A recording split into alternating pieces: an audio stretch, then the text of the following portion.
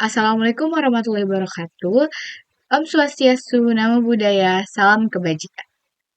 Hadirin yang saya hormati, sebelum saya memulai pidato ini, izinkan saya memperkenalkan diri. Nama saya Namira Zamzami Ridwan dengan NIM 1504624007 dari Program Studi Pendidikan Vokasional Kesejahteraan Keluarga. Pada kesempatan ini, izinkan saya untuk menyampaikan pidato mengenai penggunaan bahasa Indonesia oleh influencer di media sosial.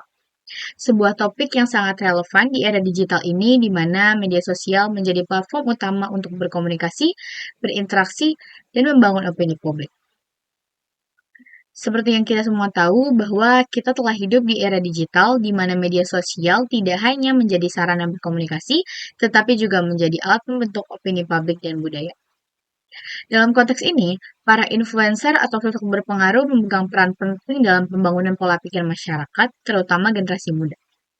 Namun, pertanyaannya adalah, apakah para influencer telah menggunakan bahasa Indonesia yang baik dan benar selama mereka membuat konten? Oleh karena itu, saya memilih topik ini untuk dibahas. Saat ini, kita dihadapkan pada fenomena di mana bahasa Indonesia sering kali digunakan secara kurang tepat di media sosial. Banyak influencer yang lebih memilih untuk menggunakan bahasa campuran Indonesia dan juga bahasa asing, atau bahkan cenderung mengabaikan kaidah tata bahasa yang benar di Indonesia untuk terlihat modern dan juga kekinian. Selain itu, bahasa gaul atau singkatan-singkatan berlebihan juga semakin mendominasi konten mereka. Meski wajar dalam konteks informal, pola ini menjadi tantangan ketika mempengaruhi audiens yang sangat luas. Akibatnya, generasi muda seringkali meniru kebiasaan tersebut tanpa memahami pentingnya menjaga keutuhan bahasa nasional kita. Fenomena ini diperburuk dengan munculnya konten-konten yang menggunakan bahasa kasar, tidak sopan, bahkan menyesatkan. Media sosial yang seharusnya menjadi ruang edukasi dan inspirasi justru menjadi tempat yang memudarkan esensi bahasa Indonesia. Fenomena ini menghadirkan beberapa masalah yang perlu kita waspadai dan segera tangani. Yang pertama, terjadinya penurunan kesadaran akan pentingnya menjaga kemurnian dan kelestarian bahasa Indonesia. Hal ini dapat terlihat dari banyaknya penggunaan istilah asing atau campuran dalam percakapan sehari-hari, baik secara lisan maupun tulisan tanpa alasan yang jelas. Bahasa Indonesia mulai terpinggirkan oleh anggapan bahwa bahasa asing, terutama bahasa Inggris, lebih modern dan prestisius sehingga menyebabkan generasi muda semakin jauh dari rasa cinta dan bangga terhadap bahasa nasional mereka. Kedua, minimnya pendidikan bahasa yang efektif, baik di ranah formal maupun non-formal, turut memperburuk situasi ini. Banyak masyarakat, termasuk para pembuat konten di media sosial, yang kurang memahami kaidah bahasa Indonesia dan tidak menyadari pentingnya mematuhi aturan bahasa Indonesia dalam setiap berkomunikasi. Akibatnya, muncul berbagai konten yang menggunakan bahasa tidak baku, kasar, atau bahkan tidak sesuai dengan konteks.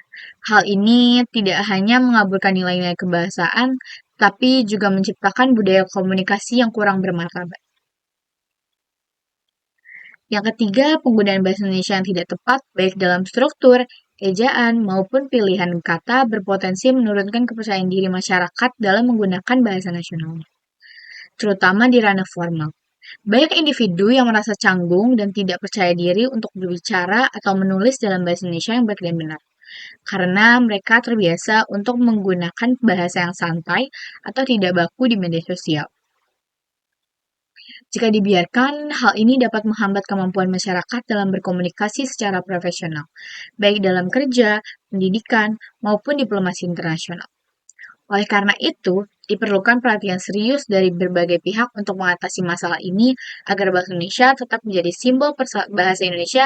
simbol persatuan, jati diri, dan alat komunikasi yang efektif di berbagai ranah. Untuk mendorong dampak positif, pemerintah dapat memperkuat regulasi terkait penggunaan bahasa Indonesia yang baik dan benar di ruang publik, termasuk juga di media sosial.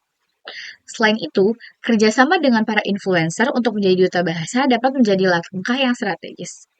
Influencer yang konsisten menggunakan bahasa Indonesia dengan baik akan memberikan teladan positif kepada pengikutnya. Masyarakat juga perlu diberdayakan melalui literasi digital agar lebih kritis terhadap konten di media sosial dan bisa lebih sadar akan pentingnya bahasa sebagai identitas bangsa.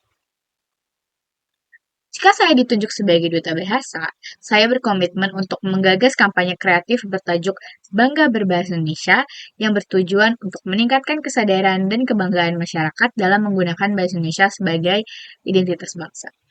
Kampanye ini akan dirancang dalam beberapa tahap yang menarik dan melibatkan berbagai lapisan masyarakat. Salah satu program utamanya adalah Lomba Konten Kreatif Berbahasa Indonesia, di mana peserta dapat menunjukkan kreativitas mereka melalui video, tulisan, atau grafis yang mengutamakan penggunaan bahasa Indonesia yang baik dan benar. Dengan ini diharapkan terciptanya semangat kompetisi yang positif sekaligus mempopulerkan bahasa Indonesia di kalangan generasi muda. Selain itu, program ini juga mencakup pelatihan khusus bagi para influencer dan pembuat konten dengan tujuan meningkatkan kemampuan mereka dalam menggunakan bahasa Indonesia secara efektif dan estetis dalam setiap karya yang diunggah. Saya juga akan menjalin kolaborasi strategis dengan platform media sosial seperti Instagram, YouTube, TikTok untuk memberikan ruang lebih bagi konten berbahasa Indonesia serta menyematkan label apresiasi bagi pengguna yang konsisten mempromosikan bahasa Indonesia. Tidak hanya itu, saya akan memanfaatkan potensi media sosial untuk menyebarluaskan tips sederhana tentang penggunaan bahasa Indonesia yang baik dan benar, seperti ejaan, tata bahasa, dan kosakata yang mudah dipahami oleh berbagai kalangan. Konten ini akan dirancang interaktif dengan format menarik seperti infografis, video pendek, atau kuis sehingga dapat dijangkau masyarakat luas termasuk generasi muda yang lebih akrab dengan teknologi digital. Untuk memperluas dampak program, saya juga akan mengadakan diskusi publik dan juga seminar daring dengan tema Bahasa Indonesia dalam era digital yang melibatkan pakar bahasa, komunitas literasi, dan tokoh berpengaruh di media sosial. Dengan demikian, kampanye ini tidak hanya bersifat edukatif, tetapi juga mampu menginspirasi masyarakat untuk menjadi pengguna bahasa Indonesia yang bangga dan bertanggung jawab. Melalui kampanye Bangga Berbahasa Indonesia, saya berharap dan mendorong generasi muda dan masyarakat luas untuk menjadikan bahasa Indonesia sebagai bagian dari identitas mereka di era globalisasi. Program ini diharapkan tidak hanya menjadi gerakan sementara, tetapi menjadi langkah awal berkelanjutan dalam promosikan bahasa Indonesia sebagai bahasa yang unggul dan juga modern.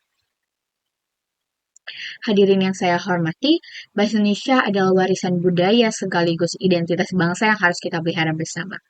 Mari jadikan media sosial sebagai ruang untuk membangun dan melestarikan bahasa kita dengan cara kreatif dan bertanggung jawab. Dengan semangat cinta bahasa, cinta bangsa, kita dapat menjadikan bahasa Indonesia sebagai simbol persatuan dan kebanggaan nasional. Segitu saja yang dapat saya sampaikan. Kurang lebihnya mohon maaf. Wassalamualaikum warahmatullahi wabarakatuh. Salam bahagia untuk Indonesia yang lebih berbudaya.